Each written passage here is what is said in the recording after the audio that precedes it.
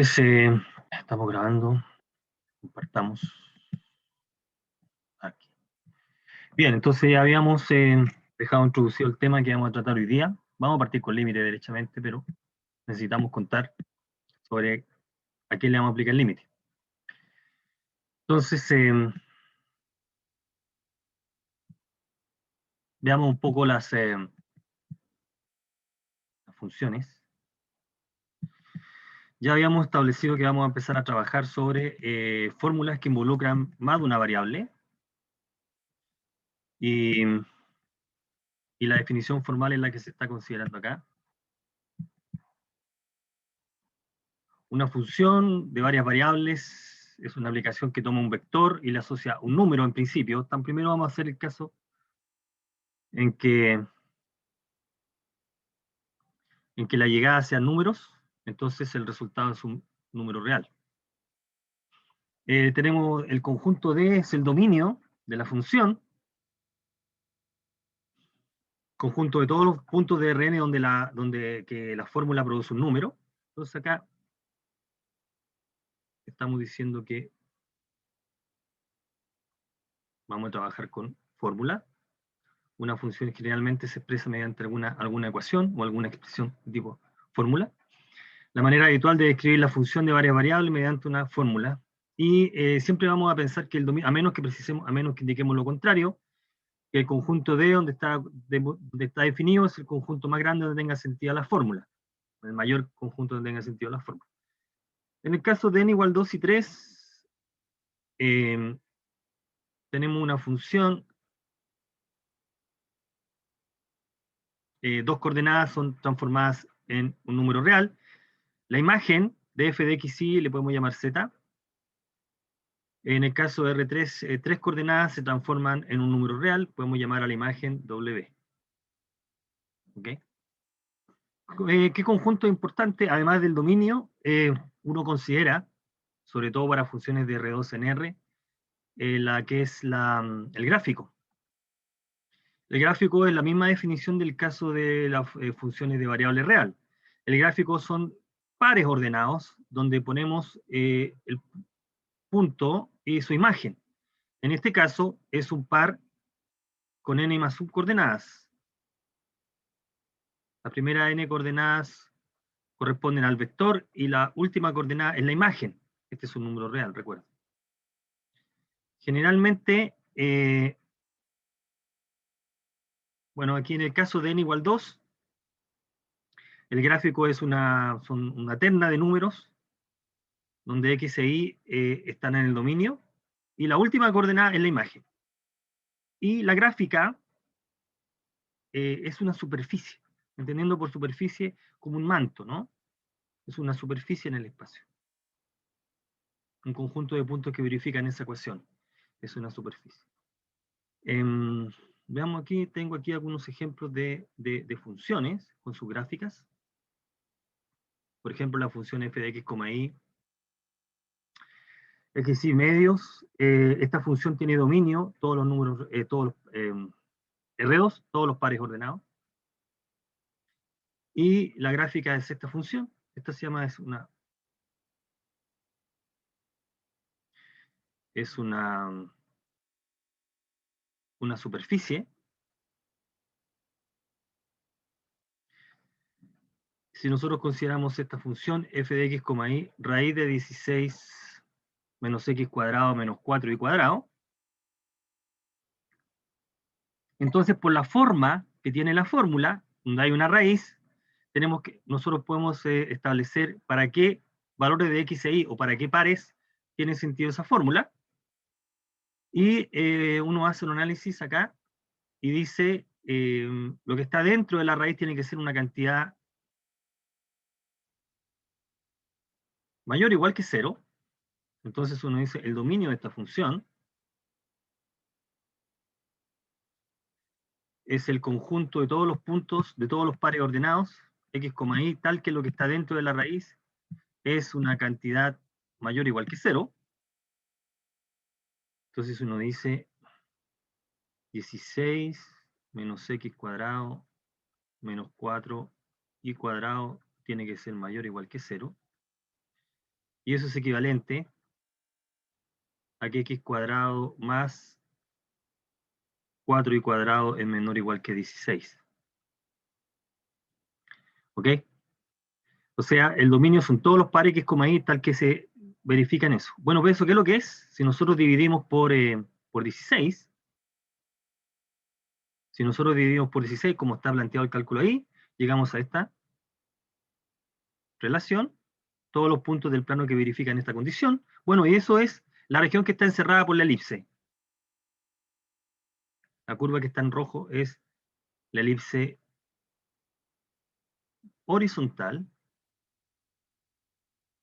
de centro del origen. Y el conjunto de todos los puntos que verifican esta desigualdad es todo lo que está dentro. Ahí identifiqué el punto A, que es el origen. Todo lo que está dentro, incluyendo, por supuesto, a la curva. Todo eso es el dominio de la función. Ese es el conjunto natural donde está definida la fórmula. La gráfica de esa función es la que aparece ahí. Esta es una superficie, esta es un... bueno, no sé si tendremos tiempo para estudiar con detalle eso. Este es un elipsoide.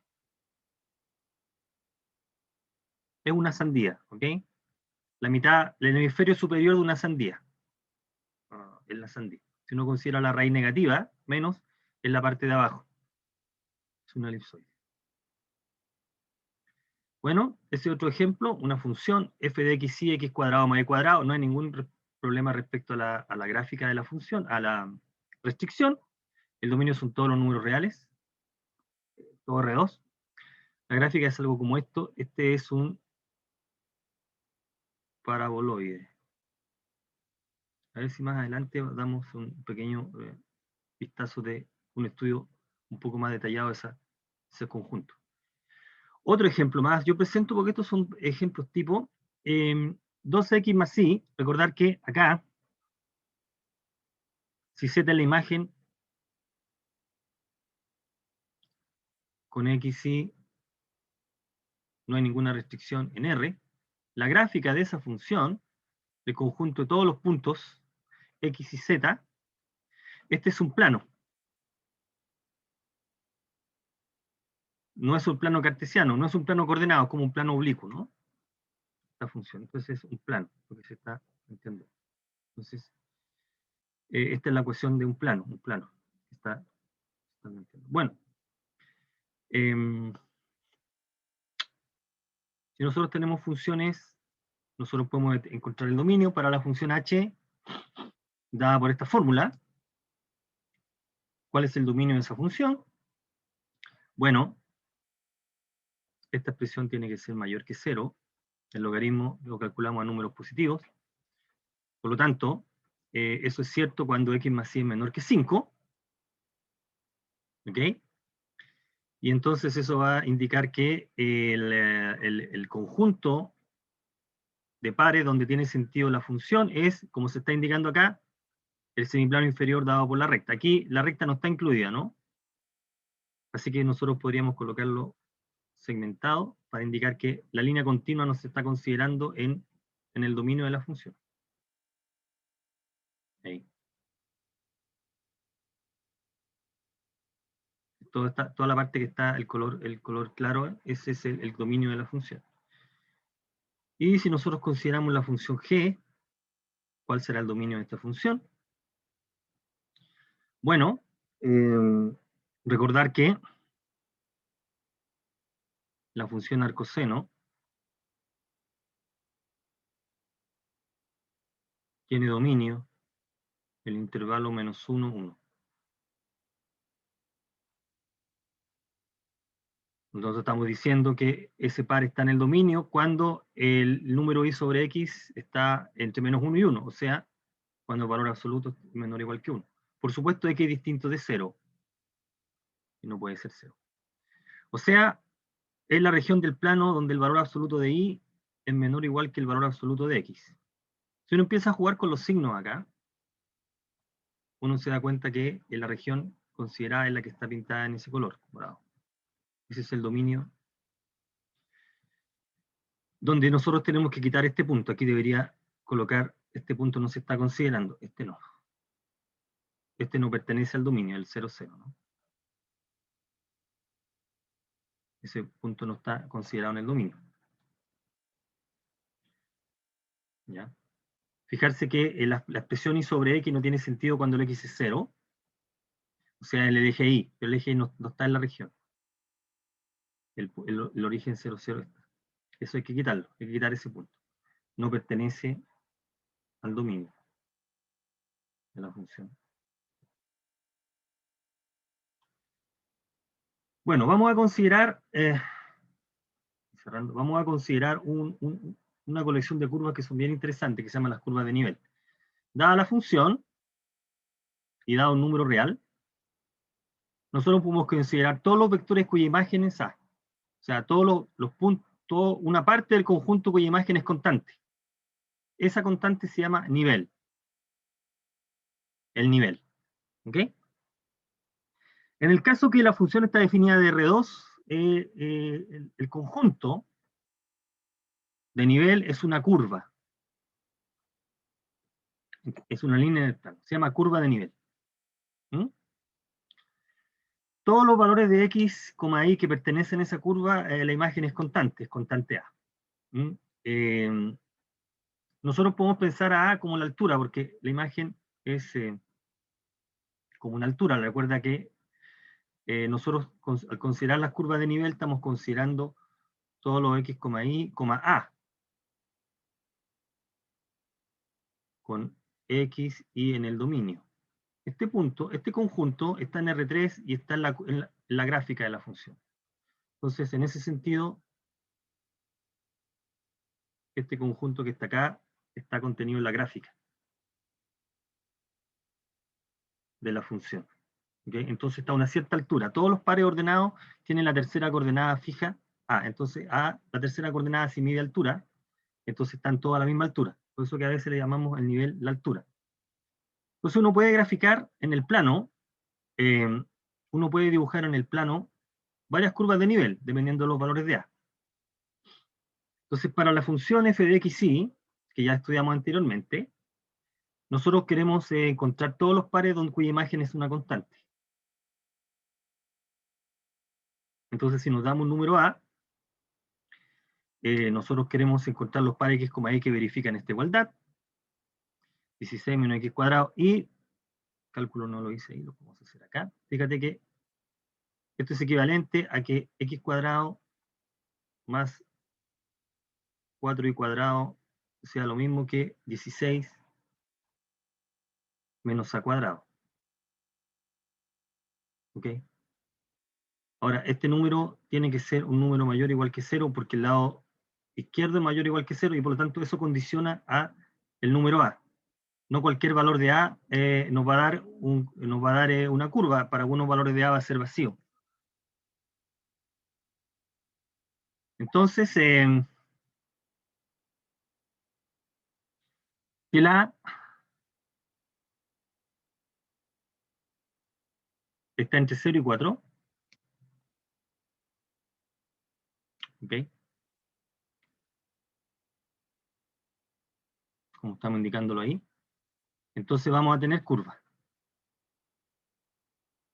Aquí estamos diciendo que la A es menor o igual que 4, pero el A tiene que ser positivo, porque la imagen es un número positivo, porque es la raíz, así que la A se mueve entre 0 y 4. Y entonces, si nosotros dibujamos para valores de A entre 0 y 4, nosotros obtenemos elipses, como las que se están indicando acá. Fíjate que si yo reemplazo en esta ecuación valores de A entre 0 y 4, obtengo elipses. Si A es 0, obtengo la elipse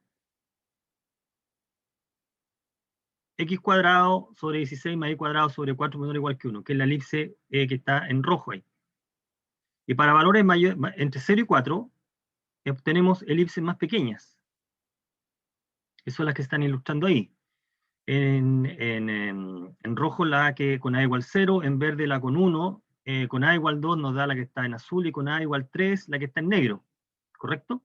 Esas se llaman altura. Entonces, si uno grafica varias curvas de nivel, uno puede darse una idea de cómo puede ser la gráfica, porque lo que está ocurriendo, fíjate que a medida que aumenta el valor de A, tú vas subiendo. Tú tienes una mayor altura. Entonces lo que estamos diciendo es que a altura 3, la gráfica como que se va angostando. Fíjate, y que si A es 4, voy a colocar con otro color acá. Si A es 4, esta ecuación solo tiene solución cuando x e y es 0. Es 0, 0. O sea que cuando A es 4, estás parado ahí. Entonces, estas son las curvas de nivel. Cuando uno empieza a moverse, la función es una función que empieza a crecer a medida que te estás achicando. Y lo que ocurre geométricamente es que la gráfica es como esto. ¿Ok? Fíjate que cuando a altura 4, la imagen solamente del origen, y a una altura distinta, a una altura 3, si nosotros tomamos este plano y hacemos un corte, lo que vamos a ver en la superficie es una elipse. Esa está a esa altura. Y esa elipse, si uno la proyecta en el piso, es la elipse que estamos dibujando abajo. Entonces las curvas de nivel de alguna manera nos dan una idea de cómo puede ser la gráfica.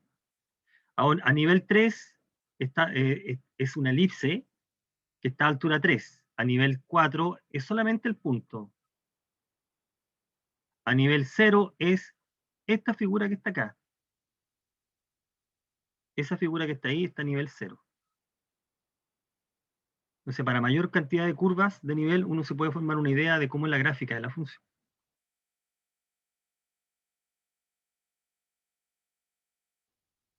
Si nosotros consideramos la función f de x y cuadrado menos x cuadrado, la gráfica es como una silla de montar, ¿ok? Esa es la gráfica. Nosotros podemos considerar acá curvas de nivel. Curvas de nivel para esa función, para a distinto de 0, las curvas de nivel son hipérbolas. Voy a considerar a positivo en este dibujo. Son hipérbolas. Y si a es 0, son rectas, como ahí aparece. En a igual 1, no se ve muy bien acá. A igual 1 nos da el color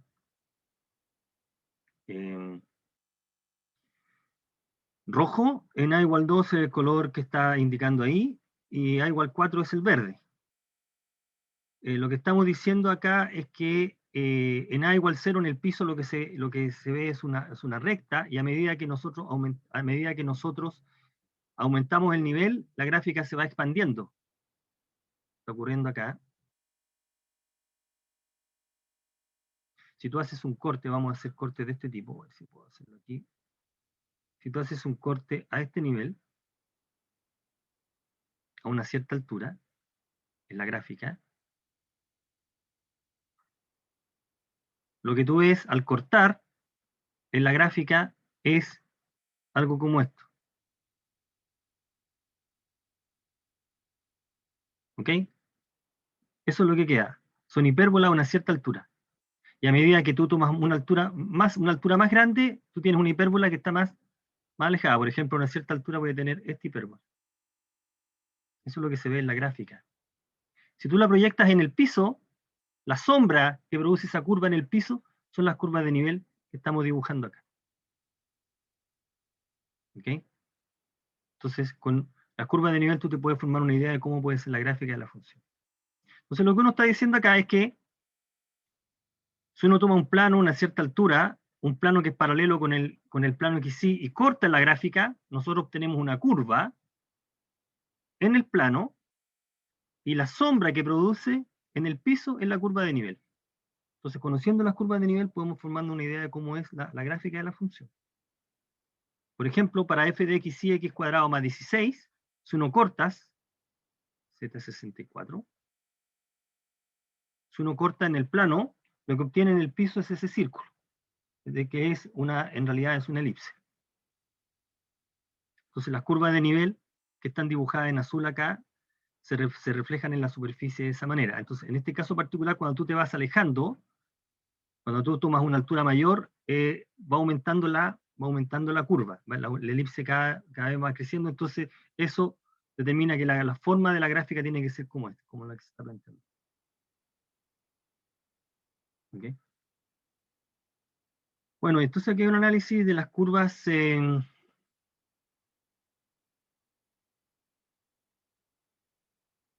nivel. Por acá igual 0, ¿eh? Esto es 0. Por acá igual 0. Bien. Si cada es mayor que 0, entonces lo que obtenemos acá para estas curvas, las curvas de nivel son elipses. CK es eso que está ahí. Bueno, eso es en el caso de una función de R2 a R. Hablamos de curva de nivel. Si tenemos una función que va de R3 a R, el conjunto de todos los puntos del espacio cuya imagen es constante se llama una superficie ahora. Superficie de nivel K. Todos los puntos cuya imagen es una constante, eso es una superficie. Es un conjunto, es la cáscara de algo. ¿Mm? El ejemplo más sencillo de poder determinar es este. Si tengo la función f de xy, x cuadrado más y cuadrado más z cuadrado, el dominio de esta función es todo R3. Entonces, para un número positivo, nosotros podemos considerar el conjunto de todos los puntos del espacio cuya imagen es K. Eso nos determina una esfera con centro en el origen. Entonces, para diversos valores de K, tengo diversas esferas todas concéntricas. Bueno, aquí más o menos se aprecia por el color, ¿no? Hay una esfera que es la de color rojo y adentro tenemos una de color azul y dentro hay otra de color gris. No sé si se puede apreciar ahí. Esos son para distintos valores de K. Para distintos valores de K tenemos esas distintas superficies de nivel. ¿Ya? Tenemos distintas superficies de nivel. Bueno, y tenemos el caso ahora, ¿qué pasa si tengo una función cuya imagen ya no es R, sino que es un conjunto, toma Rn y lo lleva a Rm? Entonces esta función, ¿cómo estudia la función? Uno puede estudiarlo estudiando sus coordenadas. La forma de una función que toma n coordenadas y la transforma en m coordenadas es algo como esto. Cada una de las m coordenadas a su vez es una función que va de Rn a R. Se llaman las componentes, o las funciones componentes de la de f. Esta f se va a llamar campo vectorial. ¿Eh? Entonces, el dominio va a ser aquel conjunto de vectores que le dan sentido a cada una de las fórmulas que aparecen ahí. O sea, para los cuales tiene sentido esa fórmula, esta es 2. Y tiene sentido esta fórmula y esa que está ahí. ¿Ok? El dominio de la función tiene que tener sentido. Cada una de las fórmulas que aparecen en cada una de las coordenadas tienen que tener sentido. Ese es el dominio en la parte común. Bueno, y la gráfica, también podemos hablar de gráfica, aunque por supuesto aquí no podemos hacer ningún tipo de dibujo. Es el conjunto, nuevamente los pares ahora son, este está en Rn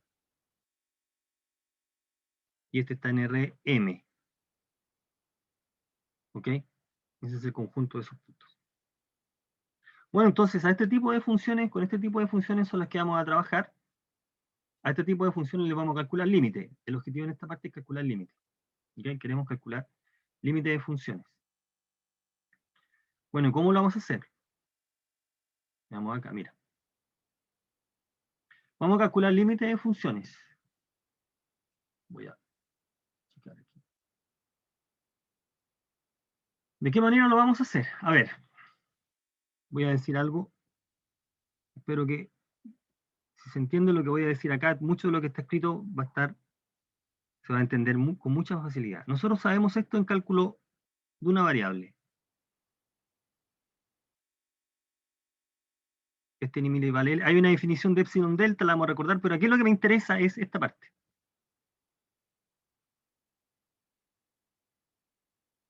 Aquí está diciendo que x es una variable real que se aproxima, se parece al número x0. ¿Dónde viven x y x0? En R. Aquí está x0, y tú te estás acercando a x0, x toma valores parecidos a x0. Bueno, ¿cómo te acercas? De la única manera que es posible, ¿no? te estás acercando de alguna forma. Entonces, cuando x se acerca a x0, f de x se acerca a algún valor. Si eso ocurre, informalmente llamamos límite. Pero la parte relevante acá es que tú puedes decir, yo me puedo acercar a x0 solamente por valores menores que él. Y ahí aparece la idea de límite lateral, por la izquierda, o me puedo acercar a x0 por valores mayores que él. Es decir, me puedo acercar a x0 sin salirme de la recta, porque no tengo derecho a decir nada más. Me puedo acercar a x0 de esa manera, o me puedo acercar a x0 de esta otra manera. ¿Ok? ¿Qué propiedad tiene que tener x0 como punto, como número? Debe ser posible acercarse a, debe ser posible ser aproximado por elementos del conjunto. Recordar que x está en el dominio de la función. La función está definida en alguna parte. Entonces, no tiene sentido calcular límite. Por ejemplo, si la función está definida en el intervalo 1, 2, supóngase que la función está definida en el intervalo 1, 2, no tiene sentido calcular el límite cuando x tiende a 0, por ejemplo. Porque los valores de x solamente viven ahí. Y 0 está muy lejos de ese intervalo, ¿ok? Recuerda que te quieres acercar de esta manera. Te quieres acercar por puntos, ¿correcto? Entonces, el punto al cual nos queremos acercar, para hablar de límite, tiene que tener una particularidad bien especial. Debe ser aproximable por puntos del conjunto, donde está definida la función. Bueno, ese punto al cual vamos a calcular el límite se llama punto de acumulación. O sea, x0 debe ser aproximable por puntos del conjunto donde estás trabajando, donde tu función está definida. Por lo tanto, no tiene sentido, no puedo calcular el límite en 0 si la función solamente trabaja en 1 y 2. No le tiene sentido calcular límite o preguntarse por límite. Bueno, en un número que está dentro, porque ese está rodeado de puntos, o en 1 y en 2. 1 y 2 son puntos aproximables por puntos del conjunto. 1, 2 son puntos de acumulación. Son acumulables por puntos del conjunto. Esa definición la vamos a dar formalmente ahora. Ya, ese sería el primer detalle. El punto x0 al cual nos vamos a acercar, que va a ser un vector, tiene que tener una particularidad. Y lo otro que va a ocurrir acá, que es más o menos obvio, voy a gastar un poco de tiempo, es que si yo quiero hablar de límite cuando yo me acerco a un punto ahora del plano, ya pierdo esta idea.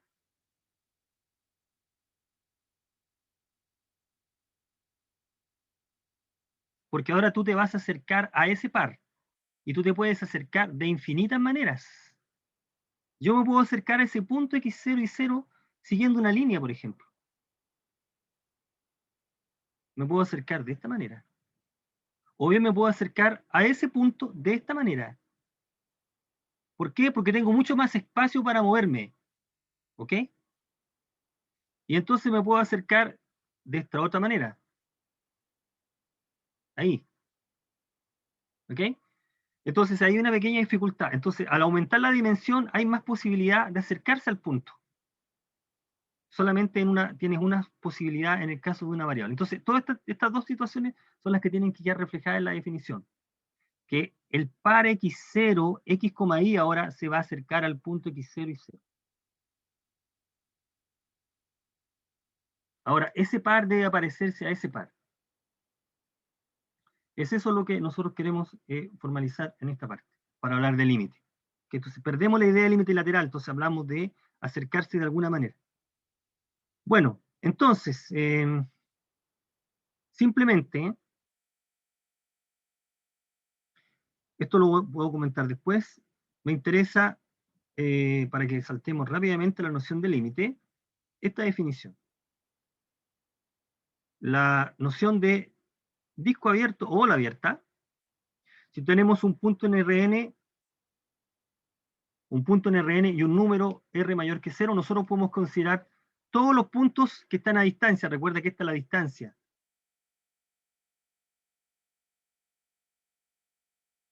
Todos los puntos del espacio cuya distancia no pasa de ese número.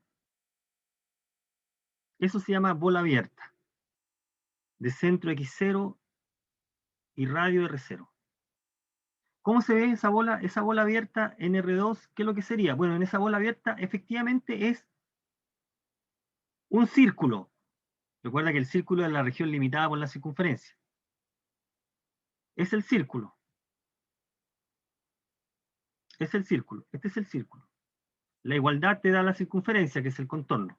Esta es una bola abierta en R2. En R, la bola abierta sería el intervalo. Ese es intervalo simétrico.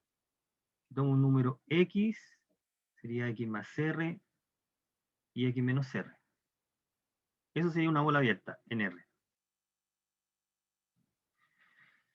En R3 sería el conjunto de todos los puntos que verifican esta condición. Eso es una esfera. Es una esfera. Es una esfera. Es una pelota. ¿Ok? Este punto es el punto de coordenadas X0, Y0, Z0. ¿Ya? Entonces una bola abierta es eso. Fijarse que la definición es menor que R. O sea, no estamos considerando el borde. Por eso que está punteado ahí. Y acá sería, no estamos considerando en el caso de la esfera la cáscara, y acá el intervalo es abierto. Si nosotros consideramos el borde, es decir, le ponemos menor o igual ahí, sería el intervalo cerrado, o sería el disco con el borde, se llama bola cerrada. ¿Ok? Entonces tenemos bola abierta. En el plano, a veces le llaman disco. Entonces, un disco abierto o bola abierta en el plano. Entonces, vamos a partir con una definición. La definición es la siguiente. Dice, un conjunto de Rn se dice abierto si en todo punto de él puedo meter una bola abierta. A es abierto si para todo punto de A existe un radio de tal manera que puedo meter la bola abierta. ¿Okay? Vamos a necesitar este tipo de conjunto para trabajar. Conjunto se dice abierto si eso pasa. El ejemplo más natural es la bola abierta.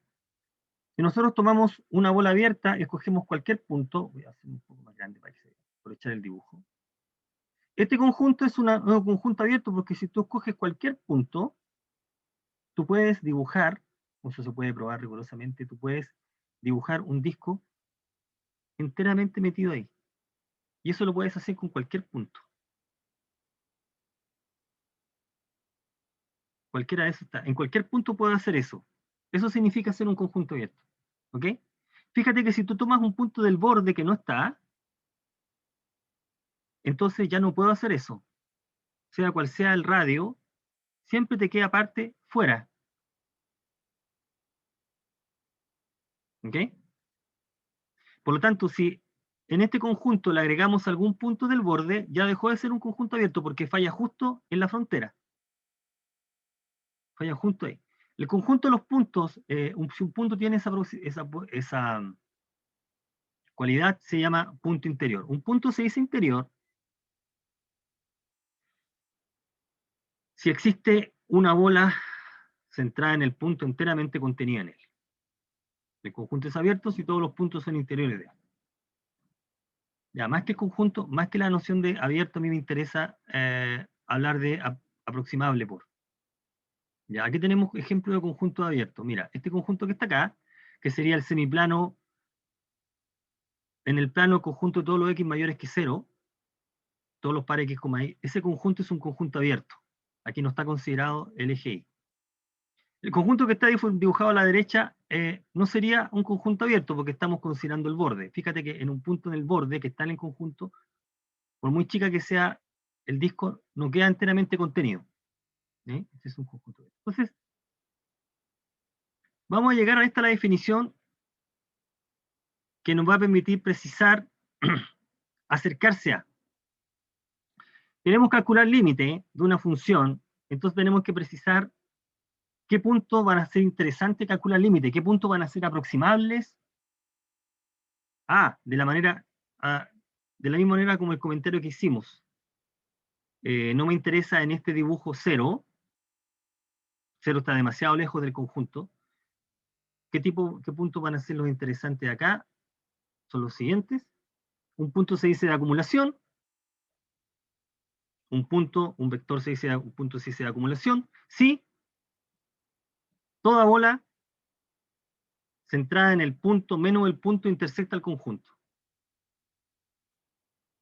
Lo que está diciendo es que si mi conjunto es este, yo puedo decir que este punto es de acumulación porque sea cual sea la bola que tú consideras,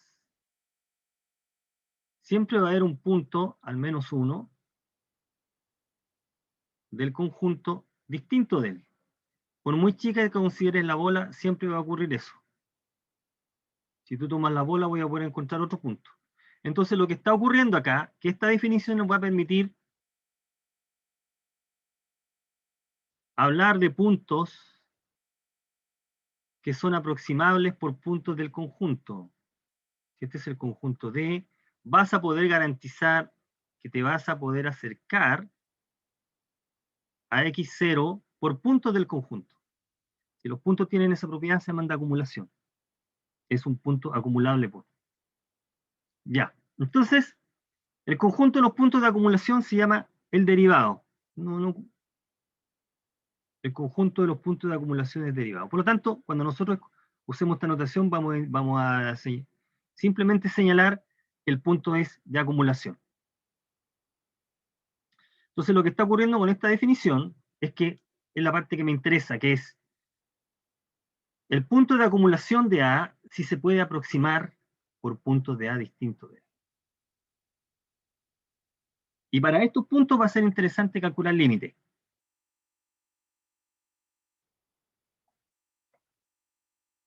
¿Ok?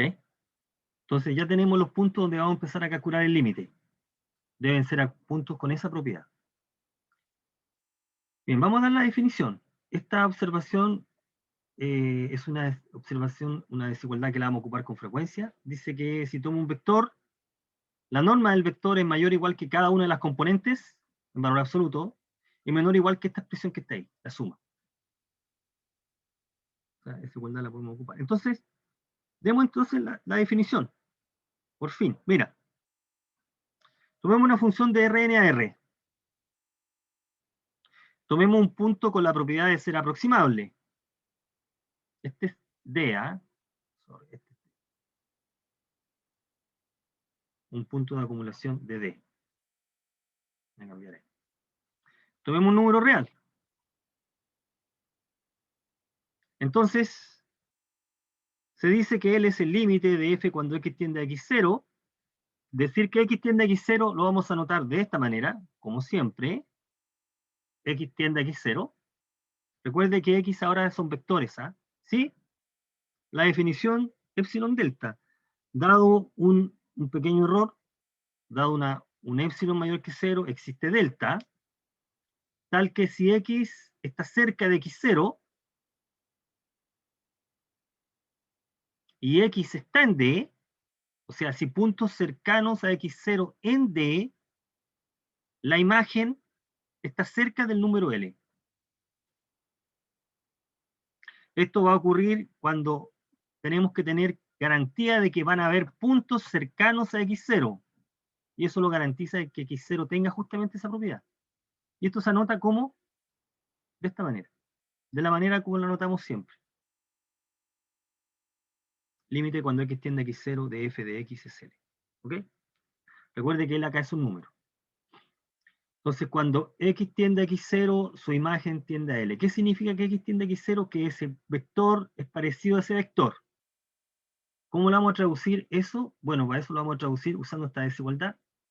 Vamos a decir lo siguiente.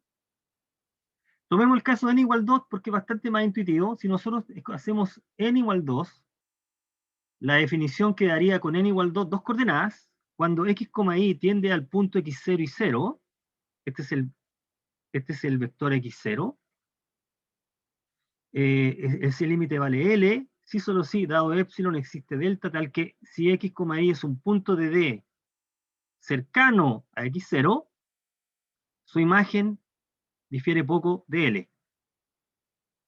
La distancia entre f de x, y L es pequeña, siempre que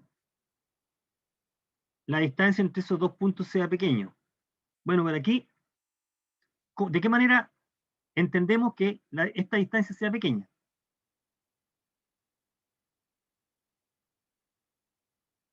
¿Qué significa que eso sea pequeño? Bueno, si nosotros usamos la desigualdad estrella, si aquí inserto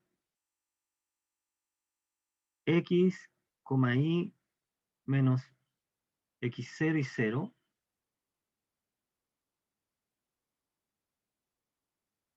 esta desigualdad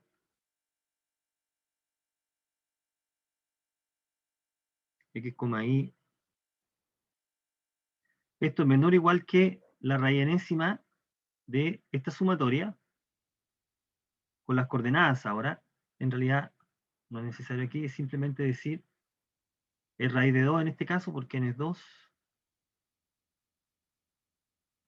x menos x0 más y menos y0. Y esto es mayor o igual que x menos x0, y también mayor o igual que al mismo tiempo de y menos y0. Entonces, ¿qué es lo que estamos diciendo acá? Si esta norma es pequeña, entonces separadamente son pequeños.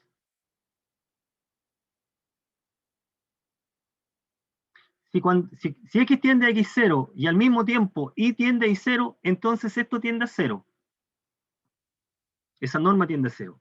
Y si el par x, y se aproxima al par x0 y 0, es porque también pasa esto. Por lo tanto, son equivalentes. O sea, decir que ese par, y esto vale con cualquier cantidad de coordenadas, decir que el par x, y sea parecido al par x0 equivale a que cada coordenada tienda a cada coordenada. ¿Okay? Y entonces eso facilita mucho el cálculo porque muchas propiedades que conocemos de límite siguen valiendo en este caso particular. Que x, y tiende a x0 y 0 equivale a que x tiende a x0 e y tiende a x0. En 3 y más coordenadas vale lo mismo. ¿Bien? Entonces con esa información ya podemos entrar a estudiar algunas propiedades del límite. Veamos el primer ejemplo. Mira. Ejemplo. Determinar si existe el límite. Vamos viendo. Uno dice x, y tiende a 1,2. Bueno, eso es equivalente a que x tiende a 1 e y tiende a 2. Si x tiende a 1, uno debería esperar que 2x tienda a 2. Por lo que sabemos de cálculo en una variable, y 3y debe tender a 6, cuando el y tiende a 2. Por lo tanto, la suma de estos dos números, cuando el x e y tiende al 1, 2, debería tender a la suma, a 8. Así que el límite debe valer 8. Ese límite debe valer 8. ¿Ok? Así que nosotros postulamos de que eso es cierto. Esto debe ser verdad. Si el límite existe, debe valer 8. ¿Ya? Y efectivamente uno prueba con la definición, vamos a usar la definición, con esta definición, que efectivamente el límite es 8. Tenemos que encontrar para un épsilon dado un delta para el cual eso ocurra, con ese valor de L que es 8. Tenemos que mostrar que esta diferencia es menor que épsilon cuando la diferencia de la norma de x menos y el 1, 2 es menor que delta. Entonces, aquí lo que hacemos es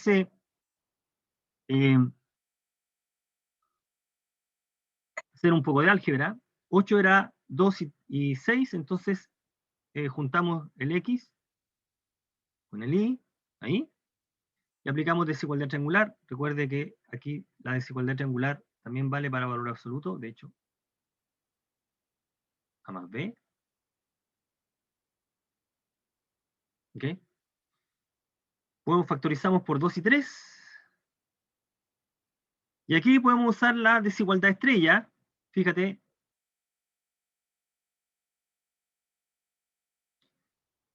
El valor absoluto de una coordenada es menor o igual que la norma.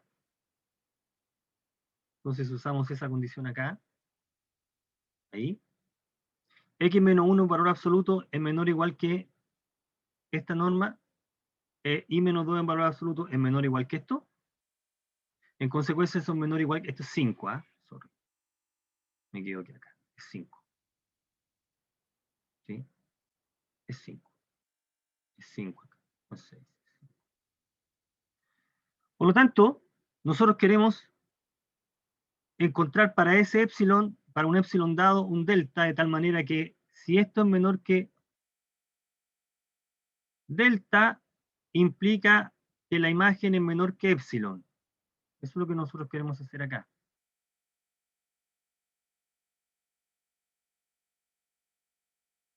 ¿Por qué 3i debe estar próximo de 6? Porque el i se acerca a 2. Po. Si el i tiende a 2, 3 veces i debe tender a 3 por 2, ¿no? Que es 6. Debe estar próximo de 6. ¿Ok? Es intuitivo, ¿correcto? Ya. Por supuesto, esta es la idea que estamos planteando. Entonces, nosotros queremos que esto sea menor que delta. Entonces, f de x, y menos el límite menor que epsilon. ¿Cómo debemos escoger el delta? Sabiendo que f de x, y menos 8 es menor que 5 veces este número. Bueno, si elegimos delta epsilon sobre 5 o menor que él, cuando x menos y, cuando esa norma es menor que delta, la imagen es menor que 5 veces esto, es menor que 5 delta, es menor que epsilon. Por lo tanto, se ha mostrado por la definición de que el límite es, existe y vale 8. Ese límite intuitivamente es 8 y con la definición se ha mostrado que el valor es justamente 8. ¿Ok? Entonces, de esa manera hemos mostrado que el límite existe y vale 8. Ya, ese es un límite que después nos vamos a dar cuenta que es sencillo de calcular porque es simplemente reemplazar x igual 1 e igual 2. Es el álgebra de límite, pero hay límites en los cuales eso no ocurre. Fijarse que si nosotros reemplazamos x e y, nos queda 0 sobre 0, hay una indeterminación, pero podemos darnos cuenta que ese límite es 0, aquí están pidiendo probar que eso es cierto, entonces ¿cómo lo podemos hacer acá?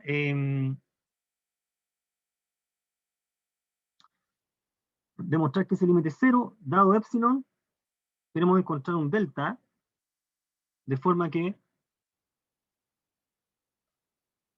esta parte es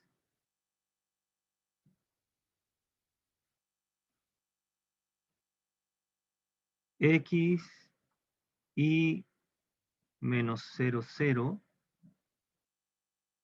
es la norma de x, y, que es la raíz de x cuadrado más y cuadrado. Si esto es menor que delta, entonces la imagen, menos L es menor que epsilon. ¿Existirá para un epsilon cualquiera un delta? Y uno dice, empieza a analizar la función y uno dice, bueno, el valor absoluto de es 5 por el valor absoluto acá. Y lo que está ocurriendo es que en realidad aquí, fíjate que i cuadrado partió, esta expresión es menor o igual que 1. Porque el i cuadrado es menor o igual que x cuadrado más y cuadrado. Así que esta expresión es menor o igual que 1. Cuando x, y es distinto de 0, por supuesto, ¿no? Por lo tanto, el valor absoluto de esta expresión es 5, es menor o igual que 5 por el valor absoluto de x. Y ahora el valor absoluto de x se puede acotar por la norma, ¿no? Por lo tanto, esto es menor o igual que 5 por esa raíz, que es 5 por la norma de x, y. Y si pedimos que esto sea menor que delta, esto va a ser menor que 5 delta. Pero nosotros queremos que la expresión esta sea menor que epsilon. Nosotros queremos que esta expresión sea menor que epsilon. Pero ya sabemos que es menor que 5 delta. ¿Cómo deberíamos coger delta? Bueno, si cogemos delta de esta manera, logramos que la expresión sea menor que epsilon.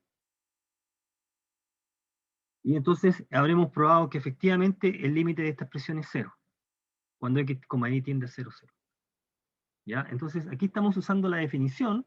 Aquí no es para nada intuitivo, aquí no fue intuitivo como en el caso anterior, donde nos dimos cuenta de que, mira, esto tendría que ser así, porque intuitivamente el límite debe ser 8. Acá no tenemos ninguna información, porque cuando x e y se aproximan a 0, esta fracción se vuelve una cosa rara, 0 sobre 0. Entonces la intuición aquí falla un poco, pero el álgebra nos permite concluir que el límite es 0. Es 0. Bueno, lo intuitivo, afortunadamente, funciona en muchos casos por el álgebra de límite. Entonces, una consecuencia inmediata de estrella y de la definición de límite es que son esas dos condiciones que están ahí.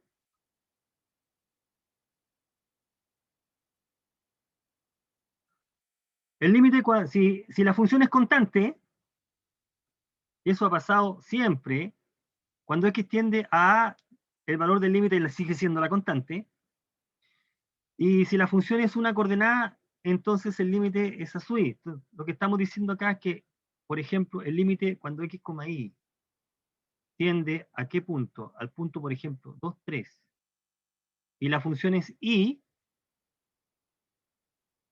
ese límite debe valer 3 nomás. ¿Sí? Eso es lo que está diciendo esa propiedad. La función está es f de x, y. ¿Por qué razón?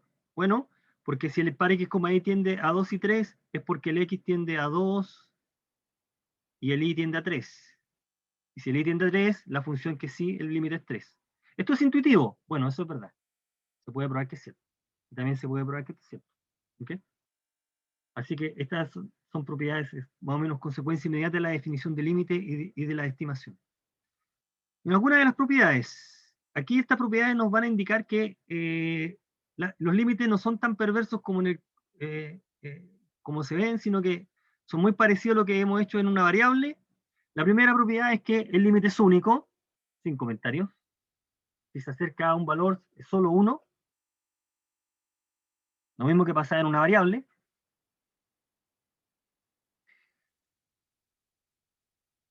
La proposición 2 es la conocida álgebra de límites,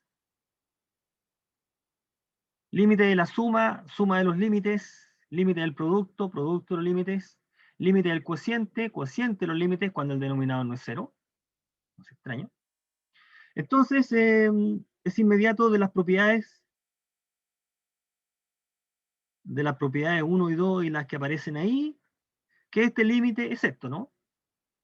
Cuando x tiende a A, x a la n tiende a la n, cuando y tiende a B, y a la n y a la m tiende a B a la m, por lo tanto ese producto tiende a ese producto. ¿Ya? Entonces una consecuencia inmediata del álgebra de límites es eh, que podemos calcular bastante fácil algunos límites. Por ejemplo, de acuerdo con el álgebra de límite, el denominador en el ejemplo 1 no se anula cuando reemplazamos x e y por 1 y 1, por lo tanto el valor del límite es simplemente por el álgebra evaluar la función en el par, ¿no?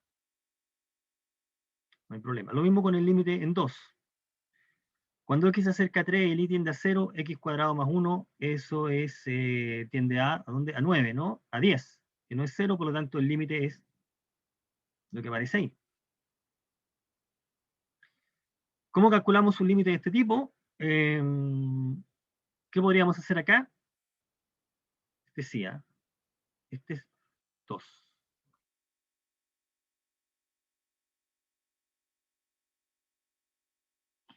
Fíjate que la función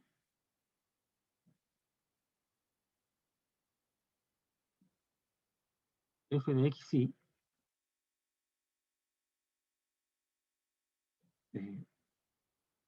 f de x, y, esta función, hay una propiedad que es más o menos razonable. Dice que si la función, si la fórmula en dos variables es un producto, voy a anotarlo de esta manera.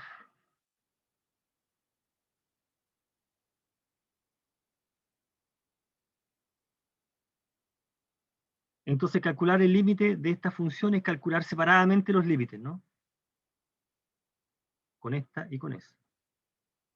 Como ocurre en este caso, esta función se puede escribir como seno de x sobre x multiplicado por y menos 2 partido por y cuadrado más 1. O sea, es el producto de una fórmula de x por una fórmula de y.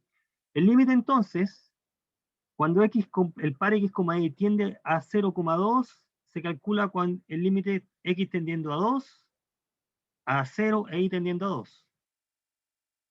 Entonces es el límite en la variable x multiplicado por el límite en la variable y. Ambos límites son de una variable, el cálculo nos da el primero aporta 1, límite conocido, y el segundo aporta un cuarto si nosotros sabemos, factorizamos el denominador. Así que el límite de esta función es un cuarto. ¿Okay? Cada uno de los límites son aplicables, calculables por la regla.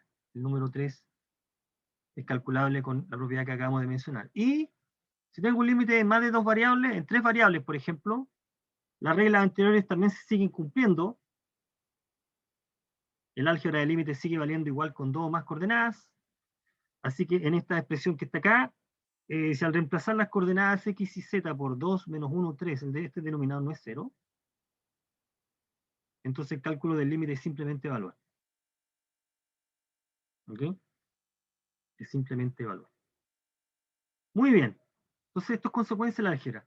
¿Será que todos los límites son como estos? Por supuesto que no. Aquí tenemos un ejemplo donde hay un problema, hay una indeterminación ahí. Así que uno tiene que desarrollar un poco más de teoría para abordar ese tipo de límites que son realmente los interesantes, ¿no? Entonces aquí vamos a establecer una propiedad que es como una propiedad como de sándwich. Se llama de sándwich. Dice lo siguiente.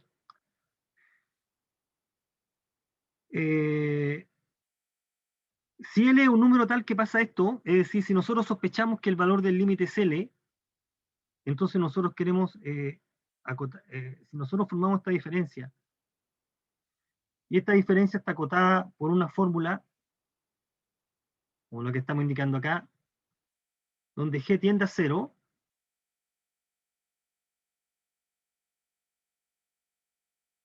lo que estamos diciendo acá es que si esta expresión está acotada por una fórmula con cuyo límite es 0, entonces el límite de f de x cuando x tiende a x0 es L.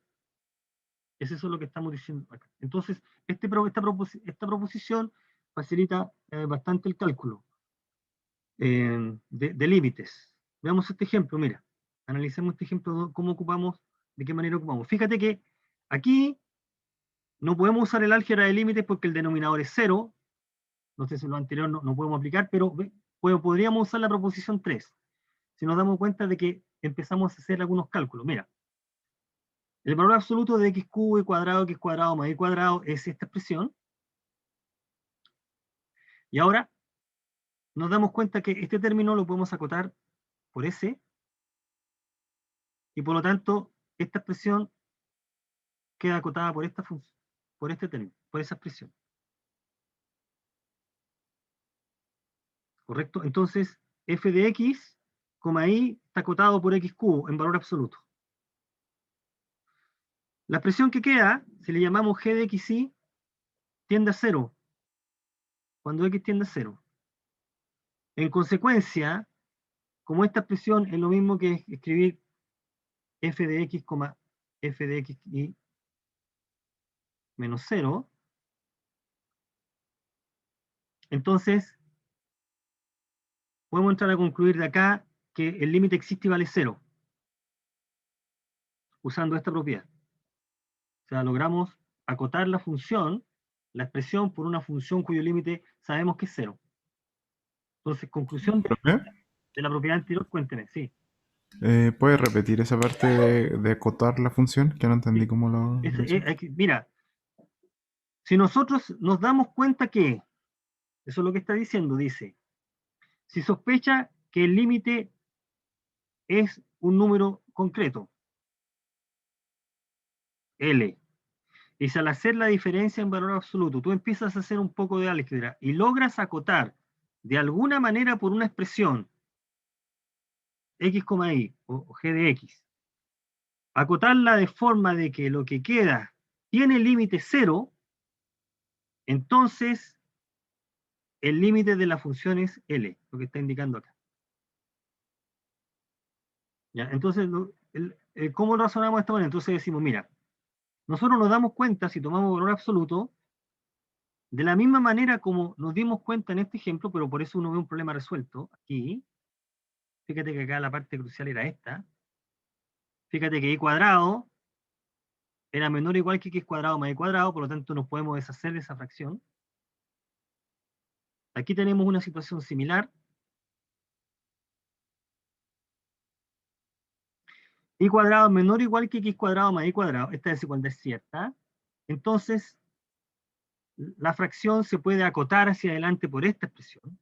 Y lo que nos queda es una expresión que tiene límite cero. Como pudimos hacer eso, el teorema de la proposición te garantiza que la función tiene límite y en este caso el límite es cero. Fíjate que lo que estás haciendo acá, lo noté ahí, pero no se ve muy bien. A este le estoy llamando, este es f de x, y. Entonces lo que estamos haciendo acá es que f de x, y menos 0 es menor o igual que g de x, y. Y este límite tiende a 0. Como esto tiende a 0, entonces, y esto está atrapado entre 0, por eso que es sándwich, está atrapado entre 0 y una función que tiende a 0, entonces esta expresión tiende a 0. Y eso es equivalente que f de x y tienda a este número. Eso es lo que estamos diciendo ahí. Por eso que si logramos hacer ese acotamiento, podemos concluir que ese límite es el que se está indicando ahí. ¿Ok? Entonces, de esa manera estamos calculando. Bien. Me parece que estamos en la hora. Vamos a ver algunas propiedades más de límite y vamos a hacer cálculos de límite de continuidad con esta expresión que está acá. Bien, una última acá que dice que el límite de la compuesta, como se está indicando acá,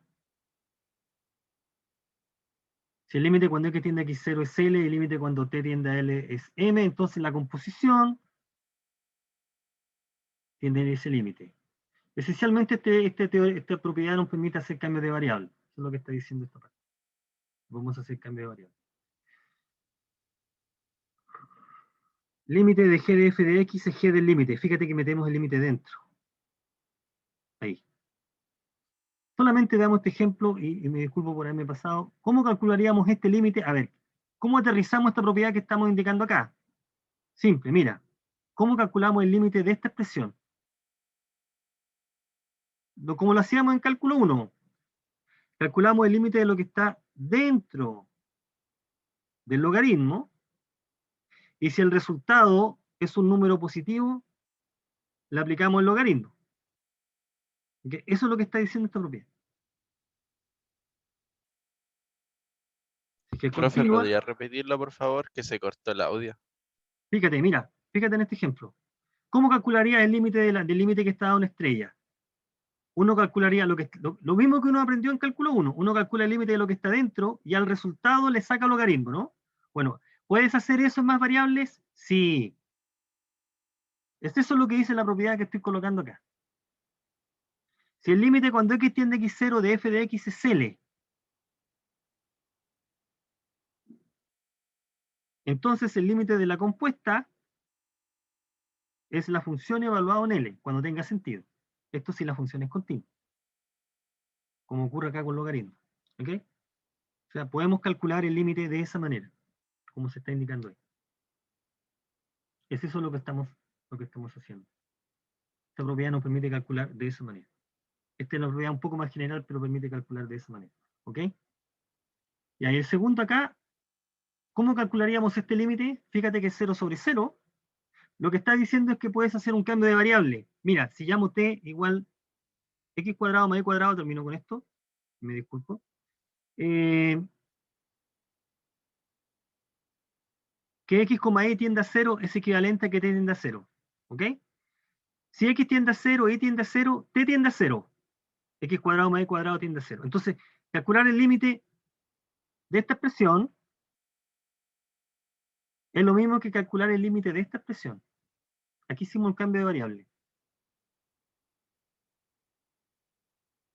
Y este límite es conocido. Este límite es 1, ¿no? Es 2.